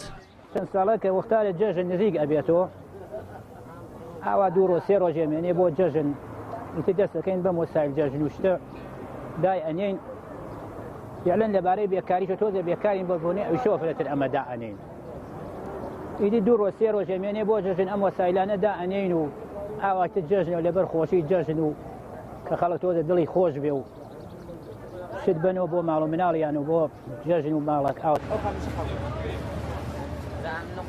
زۆربەی ئەو خواردنەمەنیانەی وەکو نەریتێک بۆ جەژنی ڕەمەزان بەکاردێت دروستکراوی نێوخۆی ئێرانن بەڵام چونکە مادەی خاوی ئەو خواردنەمەنیانە لە دەرەوە دەچێت و هاوکار لەبەر ئەوەی بازار بەگشتی گرانی بەخۆیەوە دیتووە نرخی ئەوانیش زۆر بووە هەر بۆیە خەڵکەکە خۆیان دەڵێن بازاری ئەم ساڵی پێشدەژن لەوەی ساڵی ڕابردوو خراپترە پێ ناچێ ساڵی داهاتوش لەم ساڵ باشتر بێ. بەڕێزان پاشیفتان پێشکەشکرا بۆ هیوایی کە بڕگە بابەتەکان جێگای سوودی ئێوە ببێ سوپاس و دەستخۆشی بۆ تەواوی ستافی بەرنامەی پاشیف کە چ لە سنتەری کوردستان 24 چ لە تەواوی شارەکان و نووسنگەکان هاوکاری ئێمە بوون لە ماوەی پێشکەشکردنی ئەو بەرنمەیە هاوکارانمان لە کۆنتترۆل هەروەها دەنگ بەگشتی پامنێرانمان لە سەررجەم شارەکانی کوردستان و لە وڵاتانی دەرەوە لە هەمان کاتدا نووسنگەکان کە تا کاتێکی درنگانی شەو هەمویان لە کاردابوون شۆفێرەکان میکە بەگشتی هەموو ئەو ستافەی کە کاری کردووە بۆی لێرەوە خزمەتێکی بچووک بابینەرانی کوردستان 24 بکەن و کۆتا بەرنامە یاخود لەگەڵتان دەبین ئەگەر هات و ڕۆژی هەینی جەژن نەبوو ئومێ دەکەین کە لێرەوە سوودێکی بچووکمان بە ئێوە گیان بیان خزمەتێکی بچووک بووبێ بۆتان کاتێکی خۆش بۆ هەمووتان خواتان لەگەڵ